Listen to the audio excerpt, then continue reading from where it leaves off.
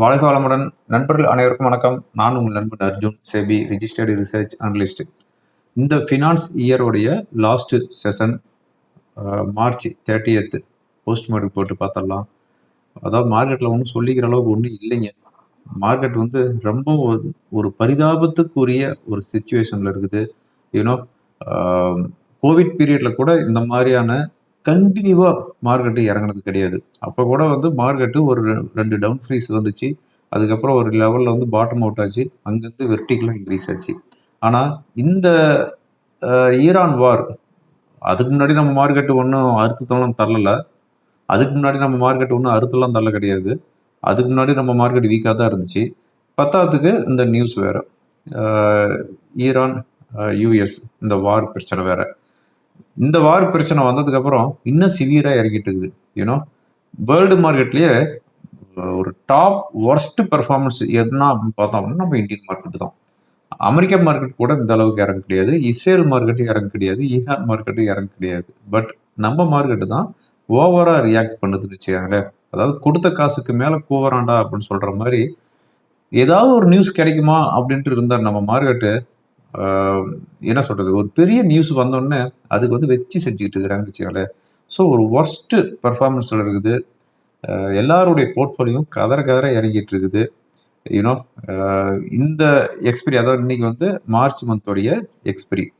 இதுக்கு முன்னாடி 6 மாதம் தொடர்ந்து எக்ஸ்பிரியில் வந்து இறங்கிட்டு தான் இருக்குது. அதாவது எக்ஸ்பிரி டே சொல்ல கிடையாது, ஒவ்வொரு மந்த்தும். இது இந்த மந்தோட சேர்ந்து 7th கன்சிக்யூட்டிவ் மந்த்தாக எக்ஸ்பிரியில் வந்து இறங்கிட்டு இருக்குது. இது வந்து இந்த லாஸ்ட் 15 இயர்ஸில் இல்லாத ஒரு ரெக்கார்ட் பண்ணியிருக்குது. ஓகேங்களா? ஸோ ஒரு ஒர்ஸ்ட் பர்ஃபார்மன்ஸில் இருக்குது. அதாவது கோவிட் பீரியடில் கூட 4 கன்சிக்யூட்டிவ் எக்ஸ்பிரி தான் வந்து டவுன் ஆச்சு. ஆனால் இப்போ வந்து 7 கன்சிக்யூட்டிவ் எக்ஸ்பிரியாக வந்து நம்ம மார்க்கெட் வந்து டவுனில் க்ளோஸ் ஆயிருக்குது. அதாவது 10 லட்சம் கோடி இன்னைக்கு வந்து மார்க்கெட் கேபிட்டலைசேஷன் டவுன் ஆயிருக்குது. ஓகேங்களா? 22,500 தான் ஒரு சப்போர்ட்னு சொன்னோம். பட் அதுக்கு கீழே வந்து க்ளோஸ் ஆகுது. இப்போல்லாம் ஒரே ஒரு சப்போர்ட் தான். அது என்ன சப்போர்ட் அப்படிங்கிறத நான் சொல்கிறேன். அந்த சப்போர்ட் என்ன பிரேக் ஆகுமா, இல்லை அங்கேருந்து தான் பவுன்ஸ் வருமா அப்படிங்கிறதெல்லாம் பார்க்கணும். எல்லாமே வந்து ட்ரம்ப்போட கையில் தான் இருக்குது அப்படி தான் சொல்லணும். அதாவது அந்த லூசு பிடிச்ச ட்ரம்ப்னு தான் சொல்லணும். வாய்க்குள்ள நல்லதாக தான் வருது. பட் கொஞ்சம் டீசெண்டாக பேசணும் அப்படின்னு சொல்கிறேன். அந்த லூசு பிடிச்ச ட்ரம்ப்பு ஹார்முஸ் ஜோனை வந்து ஓப்பன் பண்ணுங்கிறாரு. அது ஏற்கனவே ஓப்பனில் தான் இருந்துச்சு. நீ போய் தான் அங்கே வந்து பிரச்சனை பண்ணிட்டு இப்போ வந்து க்ளோஸ் பண்ணிட்டு இருக்கிறாங்கிற மாதிரி அந்த ஹார்முஸ் ஜோனை வந்து ஓப்பன் பண்ணுங்க. அந்த ஹார்முஸ் ஜோன் நீ வந்து ஓப்பன் பண்ணல அப்படின்னா கார்க் ஐலாண்டை வந்து நான் அட்டாக் பண்ண போறேன் அப்படிங்கிற அப்படி. அதுக்கப்புறம் கொஞ்ச நேரம் கழிச்சு என்ன சொல்றாரு, அதாவது அவர் வந்து கண்டினியூவா 1 மணி நேரத்துக்கு ஒரு ட்வீட் பண்ணிட்டே இருக்கிறாரு. இப்போ எஸ்டர்டே நைட்ல இருந்து இப்போ வரையும் அவர் பண்ண ட்வீட்லாம் நான் ஒவ்வொன்றா சொல்றேன் பாருங்க. இந்த வீடியோ ரெக்கார்ட் பண்றதுக்கு 1 ஹவருக்கு முன்னாடி ஒரு ட்வீட் பண்ணிக்கிறாரு. என்ன பண்ணிக்கிறாரு அப்படின்னு பார்த்தோம் அப்படின்னா, அதாவது ஈரான் கூட நாங்கள் வந்து ஒரு தீவிரமான பேச்சுவார்த்தையில் இருக்கிறோம். இந்த பேச்சுவார்த்தை முன்னேற்றம் அடையல, சக்சஸ்ஃபுல்லா போகல அப்படிங்கிற பட்சத்துல எங்களுடைய சோல்ஜர்ஸ் என்ன பண்ணுவாங்க அப்படின்னா, இமீடியட்டா அங்க இருக்கிற எண்ணெய் கிணறுகளை அட்டாக் பண்ணுவாங்க. கார்க் ஐலாண்டை வந்து அட்டாக் பண்ண போறாங்க. அதுக்கப்புறமா வந்து அதாவது கடல் நீரை சுத்திகரிப்பு பண்ற பிளான்ட் வந்து அட்டாக் பண்ணுவாங்க. எலக்ட்ரிக் பிளான்ட் வந்து அட்டாக் பண்ணுவாங்க. இது வந்து இமீடியட்டா நடக்கும்.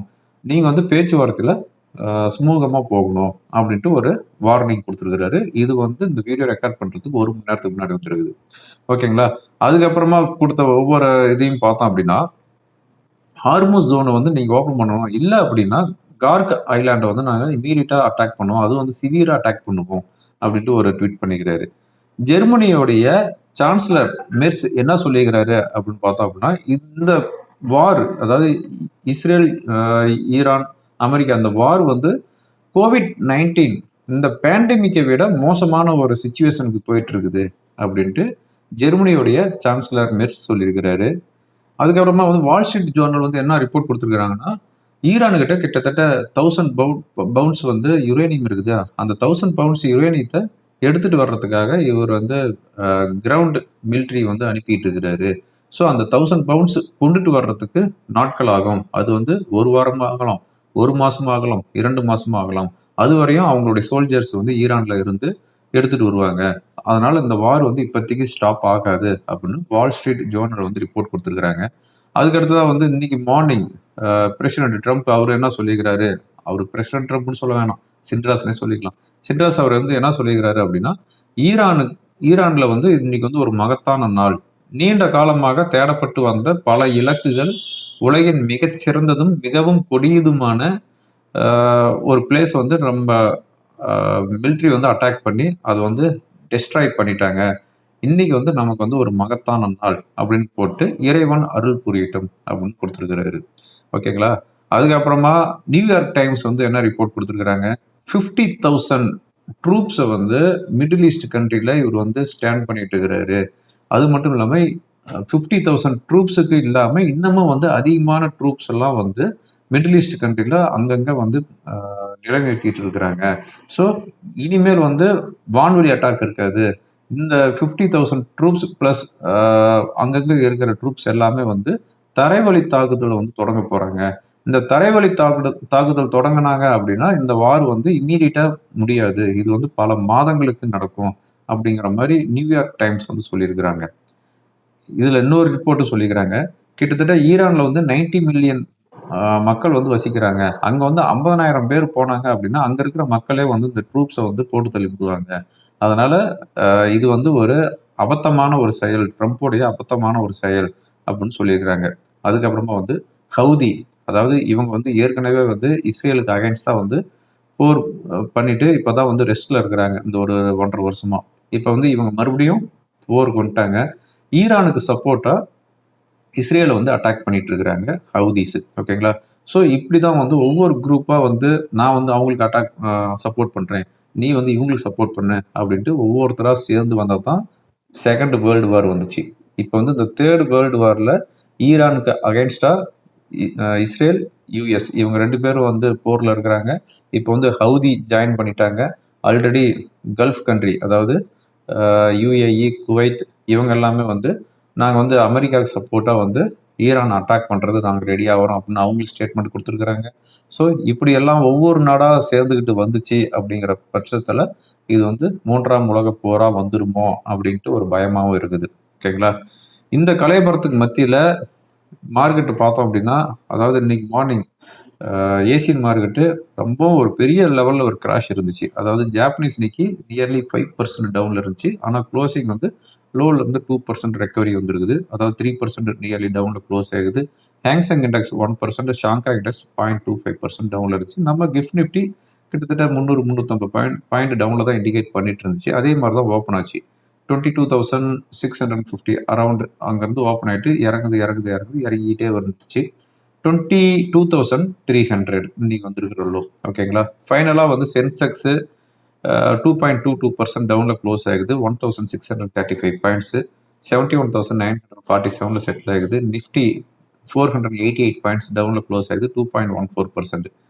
அதாவது நிஃப்டி பொறுத்தவரையும் இந்த மார்ச் மந்த்து 11% டவுன் ஆயிருக்குது. ஓகேங்களா? இது வந்து மார்ச் மந்த்து ஒரு பிக்கஸ்ட் ஃபால் இந்த லாஸ்ட் 6 இயர்ஸில் இல்லாத ஒரு fall. Mid and small cap each 2.5% டவுனில் க்ளோஸ் ஆகுது. எல்லா செக்டாருமே நீங்கள் வந்து டவுனில் தான் க்ளோஸ் ஆகுது. 2% to 4% வரையும்.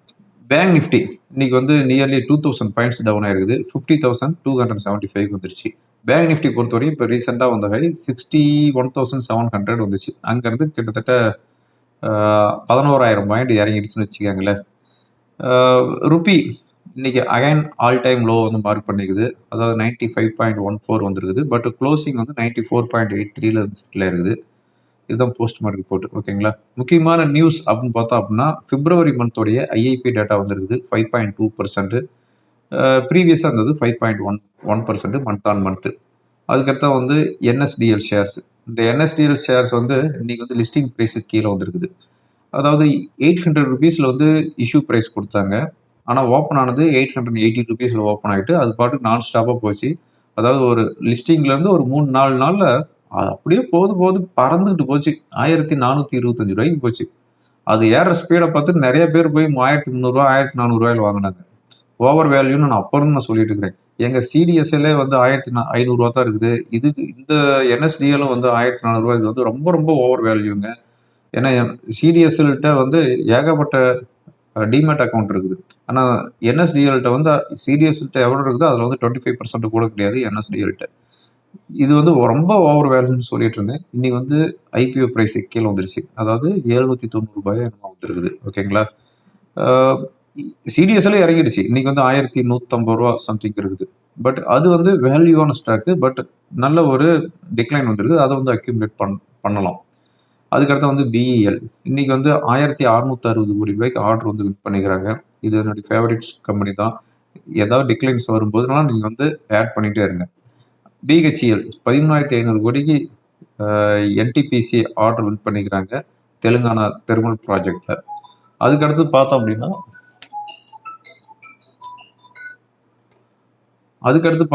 பிட்காயின் $65,000 வந்துருக்குது. ஒரு பெரிய ஒரு ஃபால் வந்துருக்குது. ஓகேங்களா. கோல்டு இன்க்ரீஸ் ஆகிட்டு இருக்குது. ஆக்சுவலாக அந்த வீடியோ ரெக்கார்ட் பண்ணிட்டு இருக்குது. கோல்டோட ப்ரைஸ் என்ன இருக்குது அப்படின்னு பார்த்தோம் அப்படின்னா ஒரு நிமிஷம் நான் செக் பண்ணிக்கிறேன். கோல்டு பொறுத்தவரையும் $4,555 இருக்குது. அதாவது இது வந்து அப்படி சஸ்டெயின் ஆகிட்டு இருக்குன்னு வச்சுக்கோங்களேன். $4,100 வந்துச்சு இப்போ ரீசெண்டாக லாஸ்ட் வீக்கு. இப்போ வந்து $4,550 வந்து சஸ்டெயின் ஆகிட்டு இருக்குது. ஓகே, நாளைக்கு வந்து நமக்கு வந்து மார்க்கெட் ஹாலிடே, அதாவது மகாவீர் ஜெயந்தி அப்படிங்கிறனால இப்போ ஓவரால் நம்ம மார்க்கெட் எப்படி இருக்குது, அதாவது வெனஸ்டே நியூ ஃபினான்ஸ் இயரில் போகிறோம். அதாவது 26, 27 நியூ ஃபினான்ஸ் இயர். ஓவரால் நம்ம மார்க்கெட் எப்படி இருக்குது அப்படின்னு பார்த்தோம் அப்படின்னா இப்போ இருக்கிற ஒரு சப்போர்ட், ஸ்ட்ராங் சப்போர்ட் அப்படின்னு பார்த்தோம் அப்படின்னா 2025 உடைய லோ தான். இந்த 2025 லோ எப்போ வந்துச்சு அப்படின்னா 2025 ஏப்ரல் 7 அன்னைக்கு வந்துச்சு. டேரிஃப் ட்ரம்ப் என்ன பண்ணாரு, ஓவர் நைட்டில் வந்து ரெசிப்ரோக்கல் டேரிஃப் அப்படின்னு சொன்னார். அன்னைக்கு வந்து ஒரு பிக் கேப் டவுன் வந்துச்சு. 21,750 அரௌண்ட். அது அப்போ வந்து லோ. ஸோ இப்போ இருக்கிற சப்போர்ட் அப்படின்னு பார்த்தோம் அப்படின்னா அதுதான் 2025 உடைய லோ. ஸோ அந்த லோவில் இருந்து பவுன்ஸ் ஆகுமா அப்படின்னு பார்க்கணும். இந்த 2026, 2027 இந்த ஃபினான்ஸ் இயரில் மார்க்கெட்டு ஒரு நல்ல ஒரு பூம் ஆகும் அப்படின்னு எதிர்பார்க்கலாம். அதாவது இந்த லாஸ்ட்டு ஒரு 25 இயர்ஸில் பார்த்தோம் அப்படின்னா இந்த வருஷம் 5% டவுன் ஆயிருக்குது. இந்த ஃபினான்ஸ் இயரில் 25, 26 ஃபினான்ஸ் இயரில் நிஃப்டி 5% டவுன் ஆயிருக்குது. இதுக்கு முன்னாடி எப்போ ஃபாலோ ஆச்சு அப்படின்னு பார்த்தோம் அப்படின்னா 9% எப்போ ஃபாலோ ஆச்சுன்னா ஃபினான்ஸ் இயர் 12லையும் ஃபினான்ஸ் இயர் 16லையும் 9% ஃபாலோ ஆச்சு. அதுக்கப்புறமா வந்து ஃபினான்ஸ் இயர் 9ல் வந்து 21% ஃபாலோ ஆயிருக்குது. அதுக்கப்புறமா வந்து ஃபினான்ஸ் இயர் 2020 அதாவது கோவிட் பீரியடில் 26% டவுன் ஆயிருக்குது. இதுதான் இந்த லாஸ்ட்டு 25, 26 இயர்ஸில் கிட்டத்தட்ட 5 வருஷம் தான் வந்து மார்க்கெட் வந்து இறங்கி இருக்குது. அந்த 5 வருஷத்தில் இந்த ஃபினான்ஸ் இயரும். ஓகேங்களா. இந்த 25 வருஷத்துல நல்ல ரிட்டர்ன் கொடுத்தது எந்த வருஷம் அப்படின்னு பார்த்தோம் அப்படின்னா ஃபினான்ஸ் இயர் 10, அதாவது இந்த சத்தியம் கம்ப்யூட்டர் ஸ்கேம் வச்சு பார்த்தீங்களா, அப்போ வந்து நியர்லி 74% ரிட்டர்ன் வந்துருக்குது. அதுக்கு அடுத்து ரிட்டர்ன் எப்போ வந்துருக்குன்னா ஃபினான்ஸ் இயர் 2020, 2021 இந்த ஃபினான்ஸ் இயரில் 71% ரிட்டர்ன் வந்துருக்குது. ஓகேங்களா. அதுக்கு அடுத்ததாக வந்து 19% ஃபினான்ஸ் இயர் 17ல் வந்துருக்குது. ஃபினான்ஸ் இயர் 13ல் 7% ரிட்டர்ன் வந்துருக்குது. ஸோ ஒவ்வொரு ஃபாலுக்கு அப்புறம் ஒவ்வொரு ஃபினான்ஸ் இயர் நல்ல ஒரு பவுன்ஸ் வந்துருக்குது. இந்த கம்மிங் ஃபினான்ஸ் இயர் நல்ல ரிட்டர்ன்ஸ் கொடுக்கும் அப்படின்னு நாம் வந்து எதிர்பார்க்கலாம். ஓகேங்களா. அதாவது 26, 27 இந்த ஃபினான்ஸ் இயர் ஸ்டார்டிங் பாயிண்ட் அப்படின்னு பார்த்தோம் அப்படின்னா இன்னைக்கு க்ளோசிங் தான் 22,330. ஸோ இங்கேருந்து நம்ம கவுண்டிங் ஸ்டார்ட் ஆகுது. பார்க்கலாம் என்ன நடக்க போகுது அப்படின்ட்டு. நாளைக்கு ஏதாவது இம்பார்ட்டண்ட் நியூஸ் இருந்துச்சு அப்படின்னா நாளைக்கு வந்து ஒரு வீடியோ வந்து போஸ்ட் பண்ணுறேன். இன்கேஸ் இல்லை அப்படிங்கிற பட்சத்தில் வெனஸ்டே மீட் பண்ணலாம். ஓகேங்களா. ஓகே ஃப்ரெண்ட்ஸ், இந்த வீடியோ உங்களுக்கு ரொம்ப யூஸ்ஃபுல்லாக இருக்கும்னு நினைக்கிறேன். யூஸ்ஃபுல்லாக இருந்துச்சு அப்படின்னா ஃப்ரெண்டுகளுக்கு ஃபார்வர்ட் பண்ணுங்கள். தேங்க்யூ ஃபார் வாட்சிங். வாழ்க வளமுடன்.